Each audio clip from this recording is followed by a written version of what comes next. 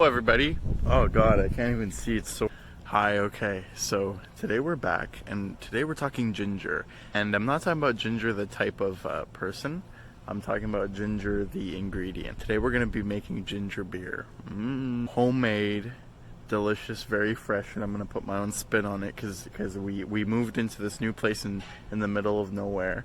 But what's great about it is that now we have some little garden space, so I've started growing, some herbs, and we're gonna put some stuff from the garden into the ginger beer. At the end, it's gonna be this nice, delicious, healthy, nice drink, and it's really simple, really easy. So let's step into the kitchen now.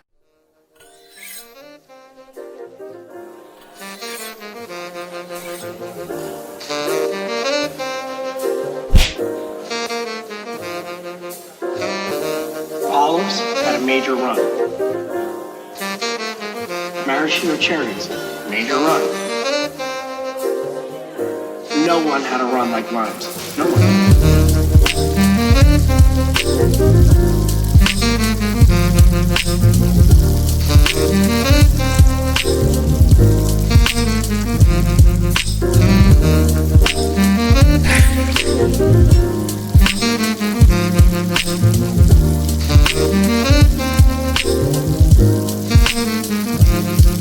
So the first ingredient to ginger beer.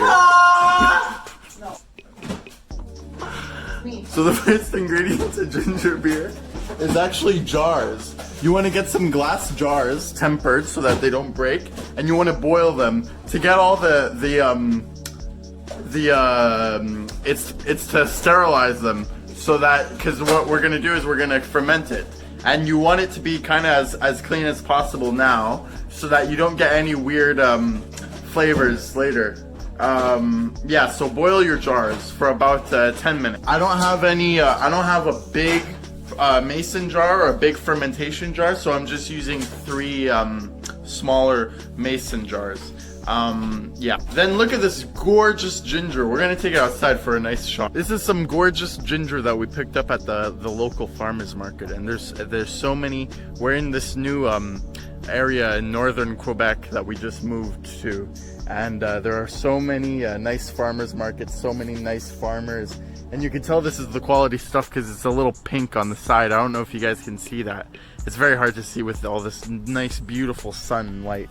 But now I'm gonna take you on a little tour around my herbs and my beginnings of my garden. So yeah, let's start. So right here we have the tomato plant. It's very gorgeous and it's starting to bloom. We got this bad boy a couple days ago at the plant place.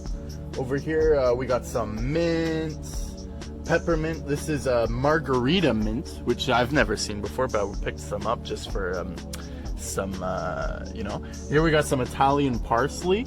This is coriander. I'm not a big fan of coriander.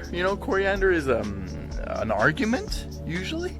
For me it's like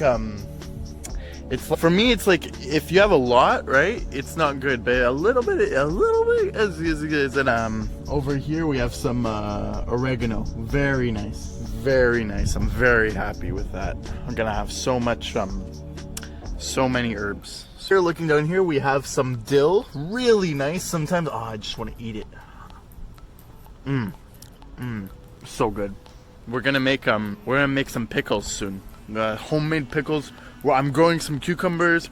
We're gonna grow the cucumbers and we're gonna pickle them with the dill from the garden. It's gonna be the most natural tasting pickle you've ever had in your life, and I can't wait to do that. It's gonna be amazing. Over here we have some basil. I can't wait to make a pesto. Show you guys some pesto. That's gonna be amazing. Oh my god, it smells gorgeous. Can't believe that, how lucky we are, eh? And these are the cucumbers I was talking about, and they're growing here. They're still small, and we just moved in, so eventually I'm going to I'm gonna make a garden, and I'm gonna transplant all the bigger vegetables into the garden, maybe keep the herbs here so I can just snip them off when I'm cooking and incorporate them in the meal. Oh, there's a bee, and that's a bee. I don't know if you can see. Oh, that's a big one. That's a big one. Yeah, big boy. Bees are really good for the garden. They help pollinate, you know? People are afraid of bees and worms. Having worms and insects And stuff that's alive in your garden is good because it like turns over the soil and stuff. I don't know the exact scientific reason, and that's just my dad told me it was good. Some raspberry, or as we say in French, framboise. Very nice. We're gonna transplant these two in the garden soon. Looking over here, we have some onion. Can't wait about. Oh, let's go. Maybe throw that in the. Oh, I was gonna throw that in the gingerbread, but that wouldn't be good. I'm gonna throw that in the pickles later, eh? I keep teasing this new pickles video that I'm gonna make. You guys get excited. These are some green tomatoes, and I saw these. I was like, oh my god, we need to pick some up because they just look so exciting. Yeah, it's gonna be great. And over here we have some lettuce growing in this bin. And then we have some more cucumber here. I ordered some. We're doing some okra. We're doing some okra, which is just I love okra. It's amazing. Oh my god, look at that. So this is the okra plant. It's very small. I've never seen okra being grown, so I'm very excited about that. It's some carrot. These are some cayenne peppers that we're growing. And this is pumpkin that we started. There you go. And so that's pretty much it right now. There's gonna be a lot more soon. And maybe I'll do, maybe once everything's set up, we'll do like a garden tour, you know? That would be nice. That would be a nice one. Now we're gonna go back into the kitchen and talk more about this bad boy. And we're gonna make the ginger beer. Yeah. So these are the jars. They've been boiling for a while. They're almost ready. So we're gonna get started now. Okay. So we're back. So all of the ingredients you're gonna need once you've boiled your jars is just some sugar and water and ginger. So for the sugar, we're gonna do 350 grams. For water, we're gonna do 12 cups. And ginger around like 500 grams. For the ginger, if you have fresh ginger, like you could just throw it in there. This one's a bit, he's not that youthful, this guy, huh? So we're gonna kind of like shred it, you know, like get the juices out, like cut it up, and just throw it in there with the jar and let it ferment, let it go like a week or something, you know. There you go. Is that good? Yeah, perfect. Okay, so now we got our jars. They've been cooking for a good 10 minutes now, so that's perfect. So we got our scale here, and we're gonna weigh our ingredients now.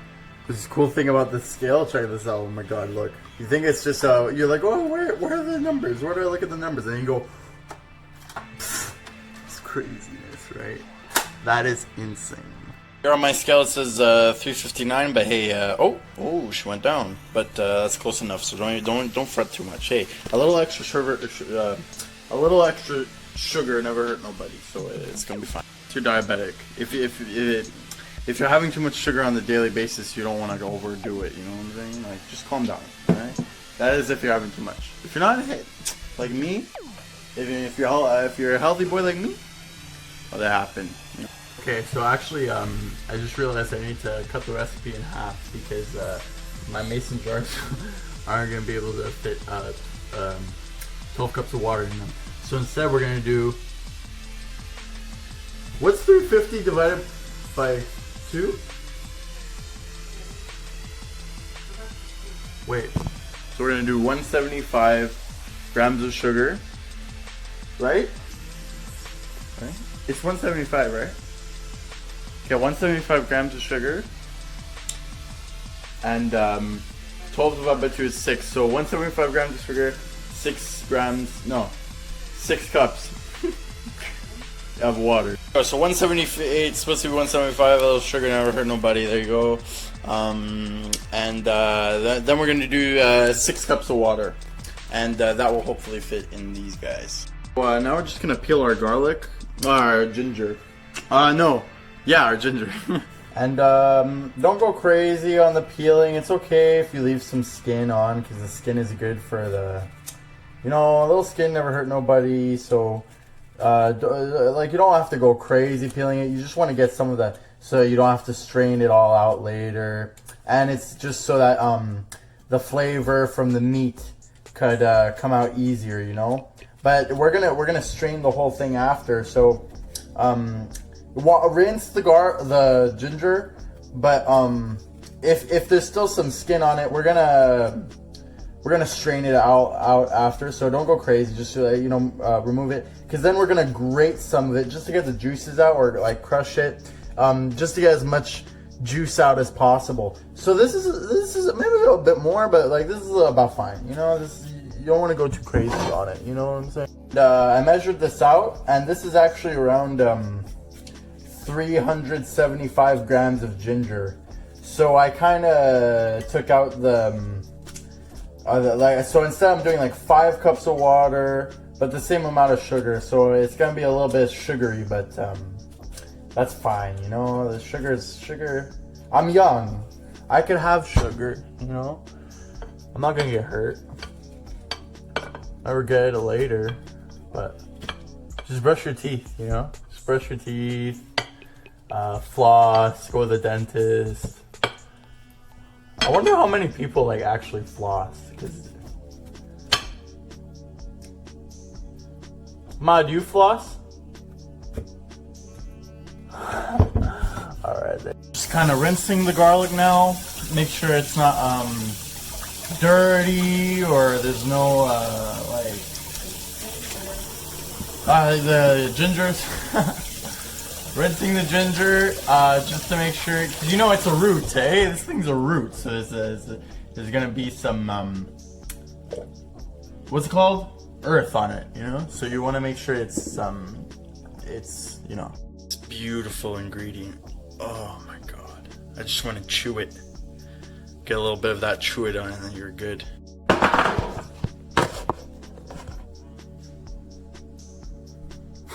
Okay, so now we're just gonna cut up the ginger just to make sure that we get as much juice out of the ginger as possible. So don't go too crazy. You don't have to cut it up too thin. I'm just gonna cut it up into big chunks, and then maybe if there's some left that's like hard to cut up, I'll grate it in. Or I don't want to grate the parts where there's a lot of skin. So like a piece like this that doesn't have that much skin on it, I'll like grate it into the beer. So then it's just like, basically what you're making is ginger tea. You're steeping the ingredient in the water. So there you go. Cut that one up, and we're almost done. See, it's that easy. We're gonna go in the garden after to get some herbs to throw in the ginger beer, just to make it really like some spunk, and to make it like a Tatone special, like my own recipe, you know what I'm saying? So this is a piece of ginger that I cut up into a like a rectangle shape. It's just so that it's easy to grate, so there's no skin on that. Yeah, great. So then I'm just gonna grate it straight into the ginger beer. So like what you can do is get some rectangles so you could grate them in so that it's just juice. That's what you want. So since we're doing 3 separate jars, I've divided the sugar into 3. So there you go, with 3 jars of sugar. And I'm just gonna like eyeball it with the ginger. Throw some ginger in that one, throw some ginger in that one, and that one, and then we'll have 3 separate jars. And then maybe you all give one to a friend or a family member. I don't know if I'm feeling generous. But if it's too good, maybe I'll just keep it all for myself.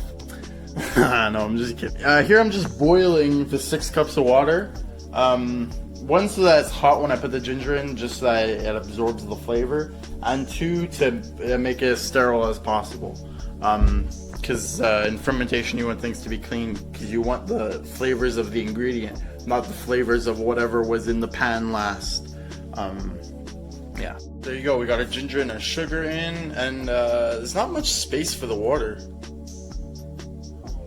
I might have screwed up, but it's okay. So there you go. So now we're just gonna grate the rest of this ginger in my microplane.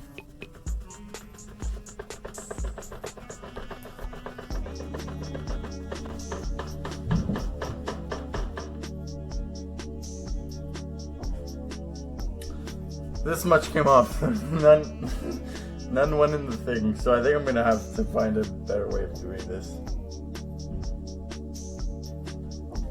It's not good. So here you go. Here you want to get your big boy grater.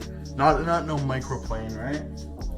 And yeah, and now we're just gonna kind of not zest, but here we go. With a big part, I'm gonna go like that. Boom.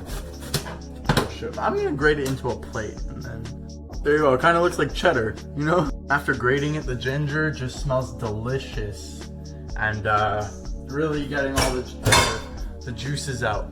And now is the time where we're gonna pour our water into our our jar. Oh no, wait! First we're gonna get some herbs from the garden. The most important part, we're gonna get some mint. So I think that will be nice. Not too many herbs. You don't want to be like ridiculous amounts of just extra stuff, but we got this really nice mint, and we're gonna put some of that in there. Here we here we both got the margarita mint and the peppermint. Peppermint's a bit smaller, and so we're just gonna kind of not chop, but kind of like bruise them just to get the juices, and then throw them into the jars. Just to kind of make sure that they're opening up all the flavors and all the everything they have to offer. There you go. Boom. Rinse them a little bit though before you chop them. Make sure you do that. If they're fresh from the garden, you know, you don't want some insects in your ginger beer. Yeah, you don't. There you go. So a little bit of mint in here. A little bit of mint in there. A little bit of mint in there. Oh my god, it smells so good. It's gonna be just delicious. Even it out as much as possible. Kind of eyeballing everything though on this one. And look at that. That's gorgeous. Take some shots. Beautiful. So something pretty sad just happened. I went outside to take some pictures of the ginger beer outside, because you know, natural lighting from the sun is the best sort of lighting when you're photographing food, and I dropped one of the jars on the ground. So now we only have two. And I'm not very happy, but life goes on. So we're gonna go inside, and we're not gonna have that much. Remember before how I said, you know, if you give one to a friend or a family member. Looks like that's not gonna happen now, because I dropped one on the floor. Like I thought I could do it. I have one job. You know, when I do these type of things, I have one job, and I can't even do that. So now we're gonna just pour the water over.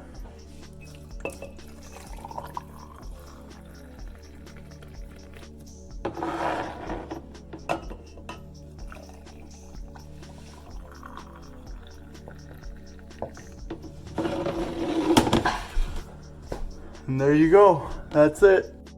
Now we're just gonna shake them up a little bit just to kind of dissolve the sugar. And there's not much room in these little jars. Next time, this is the first time I do this. Next time we're gonna get a bigger jar, okay?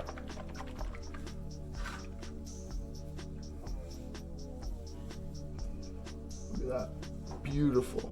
So fermentation, you want your you don't want any air to be inside this. So to test this, since it's a mason jar, just put over top, and if there's no water that comes out, and there it is, back out in the sun. Fermented ginger beer. This is day one, so it's looking pretty light, and we're gonna leave it in there for 4 or 5 days, just to make sure it's all fermenty. Eventually it will start to get a little bit fizzy, and the flavors from the mint and the ginger will develop, and then we're gonna strain it, and then we're gonna taste it, and it's gonna be amazing. It's such a beautiful day. Look at that, look at the grass. Got the ginger beer. Amazing. I'm happy. The only thing that went wrong today, usually when I do these things, a lot goes wrong. But the only thing that went wrong today was me dropping a bottle, and that was just me being clumsy. I didn't make a mistake. There you go. It's perfect. There you go. So we're gonna check back in 4 or 5 days, and we'll see how it goes. There you go. We're in my basement because you want to pick a sort of cool area in your house to leave these to ferment. You don't want it to be too hot. So your basement, your garage, something like that. And you want to make sure when you're fermenting stuff that you don't want anyone to touch it, because it looks like garbage sitting there for up to a week. So you want to make sure no one's touching it. So I made a little sign, and it says fermentation in progress, do not touch. And you want to just take your sign and put it there right in front of your fermented goods, and then no one will touch it. Right, but this is a freezer that we haven't hooked up yet, so I thought it would be the perfect place in the laundry room. There you go. So check back 4 or 5 days. There you go. Done. It's gonna be so good. Fresh, delicious ingredients, simple. Don't break one on the ground like I did, but it's gonna be fine. Look at my boy. Look at my boy. Look at my So boy. beautiful. Found Look at this that- guy Look at that back. in the garden. Look at his teeth. Look at my boy. Okay, so I just wanted to do a little update on the ginger beer. Now it's how many days later? Okay, so what we're gonna do is I just opened them up because the how you know something's working or is being fermented is if the top of the lid pushes up, and look at that. And I could tell they were about to bust. There was so much fermentation going on.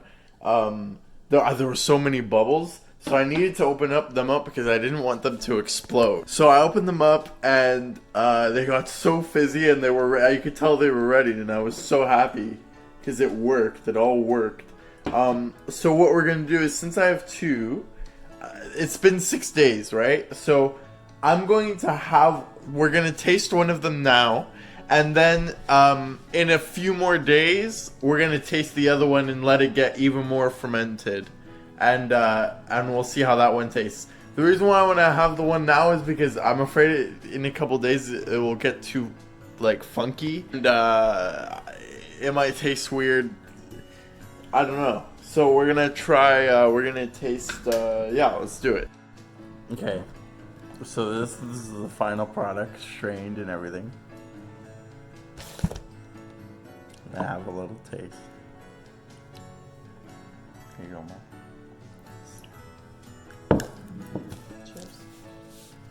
Okay. It smells a little bit stinky.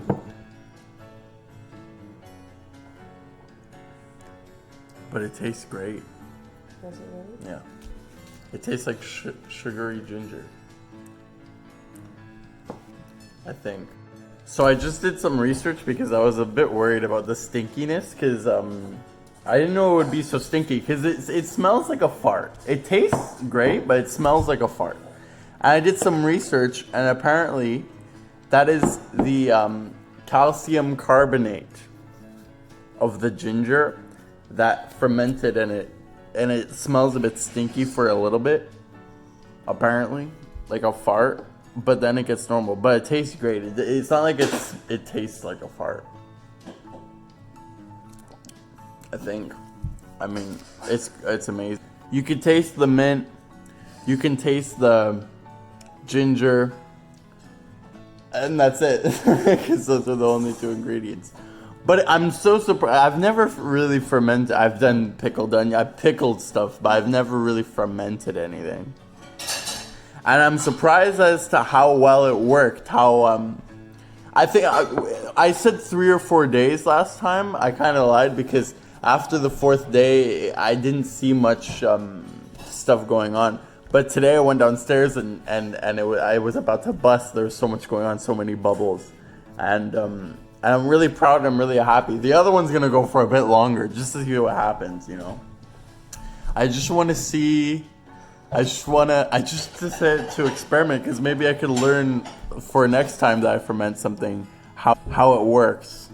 If should I let it go longer, shorter? This has been 6 days, you know, and yeah.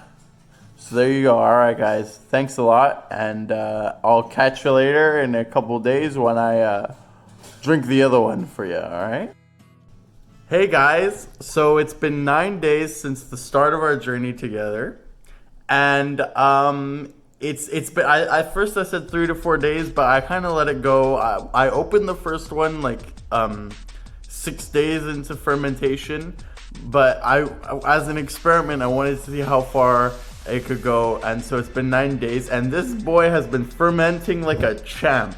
Look at that. So as you can see, the bubbles on the top, that means that there's a lot of fermentation going on. And if you have these mason jars, the tops can sort of like bounce up or down. And this is like, it's like a dome. It's like pushing, like it's pushing against it when I press on it with my finger. You see all those bubbles there. So today we're going to drink it, try it out. This one might be a little bit funky. The last one was just so delicious. This one, it's been fermenting for much longer, so it might be a bit funky, it might be a bit weird, but we're still gonna try it out. So I want to just open it in front of you guys because we might get a little when we open it. Look at that. Look at all the bubbles come up. That's from the fermentation. It wasn't like that before. That's so cool, eh? And you can hear it fizz. Maybe, I don't know. Look at that. So we're gonna strain this out and give it a try. So this is the ginger beer that I strained, and as I was pouring it out, it was just like so many bubbles, so much action. So I can't wait. This is probably the last one. It tasted great, but it wasn't that fizzy. So I'm gonna give this a try.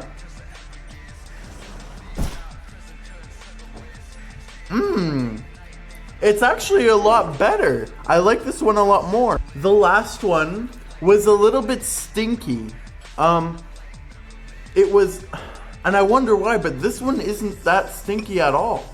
And I did some research. Apparently it was the calcium that was fermenting and rotting and made it a little bit stinky. But this one, it tastes really clean, and it doesn't taste, it doesn't have that weird aftertaste like the first one had. Now, I'm not a fermentation expert, but maybe that could be the fact that I took the mint from the garden. Maybe the mint that was in the other jar, I didn't wash it properly, so it had some flavors of the garden. But I washed them pretty thoroughly. Maybe a few other things got in. Maybe the jar wasn't clean, or maybe the lid, there was some things on the lid that altered the flavor. But what I know about fermentation is that the flavor is altered by what environment it's being fermented in. And so this jar is just so much more delightful, and I'm really happy. I was worried that it was going to be a little bit like the first one. The first one didn't come out too well. The first one was kind of hard to drink. It was kind of weird, really funky, and it's interesting how this one fermented longer, but it tastes better. So I think the moral of the story is go 9 days with your ginger beer. This tastes amazing. I'm definitely gonna have the rest.